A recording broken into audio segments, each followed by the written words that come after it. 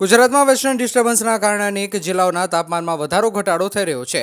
તેમજ ઉત્તર, મધ્ય અને દક્ષિણ ગુજરાતના જિલ્લાઓમાં 4 ડિગ્રી તાપમાનનો પારો ગગડ્યો છે. તેમજ નલિયા બાદ હવે અમરેલી 8.2 ડિગ્રી તાપમાન સાથે રાજ્યનું સૌથી ઠંડુ શહેર છે. તેમજ હવામાન વિભાગના જણાવ્યા અનુસાર આગામી 4 દિવસ સુધી તાપમાનમાં ફેરફાર થશે. હાલમાં ગુજરાત ઉપર ઉત્તર તથા ઉત્તર પૂર્વ દિશા તરફથી પવન આવી રહ્યા છે. પરંતુ વેસ્ટર્ન ડિસ્ટર્બન્સની અસરને કારણે પવનની દિશા બદલાઈને ઉત્તર પૂર્વ અથવા તો પૂર્વ તરફથી પણ થઈ શકે છે. રાજ્યમાં અકસ્માતની વણઝાર શરૂ થઈ હોય તેવું લાગી રહ્યું છે. ત્યારે તાજેતરમાં રાજ્યના વિવિધ સ્થળો પર અકસ્માત સર્જાયા હતા. જેમાં ગત રાત્રિના અમદાવાદ ઇન્દોર હાઈવે પર અકસ્માત સર્જાયો હતો. આ ઘટનામાં 4 લોકોના મોત નિપજ્યા છે. મળતી માહિતી મુજબ સીતાપુર પાસે કાર ચાલકે સ્ટેરિંગ ઉપરથી કાબુ ગુમાવ્યો હતો. અમદાવાદ ઇન્દોર હાઈવે પર રસ્તા વચ્ચે ગાય આવી જતા કાર ચાલકે ગાડીનો કાબુ ગુમાવ્યો હતો, જેના કારણે ગાડીએ પલટી મારી હતી. ગાડીએ પલટી મારતા 4 લોકોના ઘટના સ્થળે મૃત્યુ નિપજ્યા. રાજ્યના ખેડૂતોને મોટો ઝટકો લાગ્યો હતો. જેમાં ઇફકોએ રાસાયણિક ખાતરના ભાવમાં વધારો કર્યો હતો. જેમાં ₹250નો વધારો કરવામાં આવતા ખેડૂતોને આર્થિક રીતે પરેશાન થવાનો વારો આવ્યો છે. મળતી માહિતી મુજબ ઇફકોએ એનપીકે 10-26-26 ખાતર અને એનપીકે 12-32-16 ખાતરના ભાવમાં વધારો કર્યો છે. જેમાં 50 કિલોની બેગ પર ઇફકોએ ₹250નો વધારો કર્યો છે. જેમાં 50 કિલોની બેગનો નવો ભાવ ₹1720 પહોંચ્યો છે. ત્યારે ઇફકો દ્વારા ₹250નો બોજો નાખવામાં આવતા ખેડૂતોના ખેત ઉત્પાદન ખર્ચમાં વધારો થશે.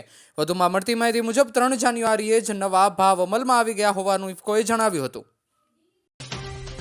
કાશ્મીરમાં એક રહસ્યમય બીમારીએ હજુ સુધીમાં 16 લોકોનો જીવ લીધો છે. રાજૌરી જિલ્લાના બંધાલ ગામમાં બુધવારે રાત્રે એક 9 વર્ષની બાળકીએ આ બીમારીના કારણે જીવ ગુમાવ્યો. ગામમાં 7 થી 16 ડિસેમ્બર 2024 સુધી 2 પરિવારના 9 સભ્યો મૃત્યુ પામ્યા છે.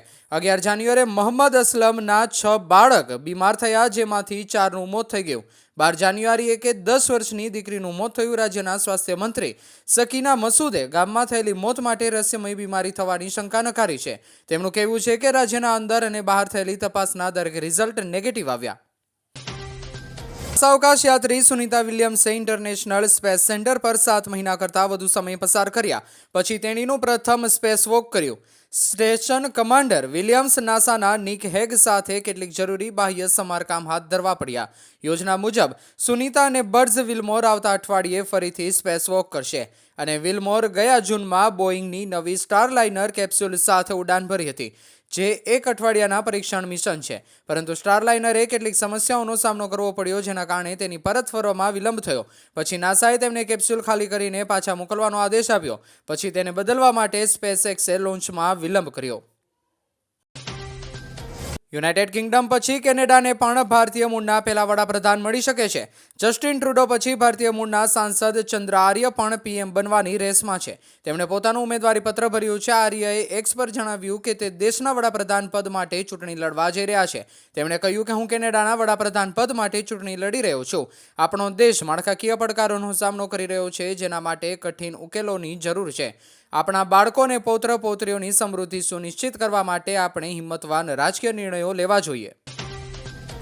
ભારતનો સૌથી આધ્યાત્મિક મેળો એટલે કુંભનો મેળો. પૂર્ણ કુંભ મેળો દર 12 વર્ષે આયોજિત થાય છે.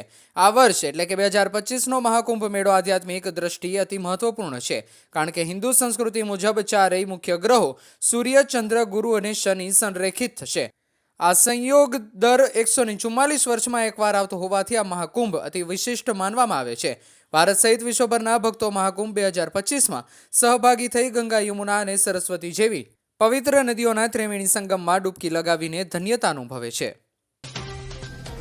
રાજકોટના કોઠારિયા ચોકડી પાસે રામનગર વિસ્તારમાં હુમલો થયાની ઘટના સામે આવી છે.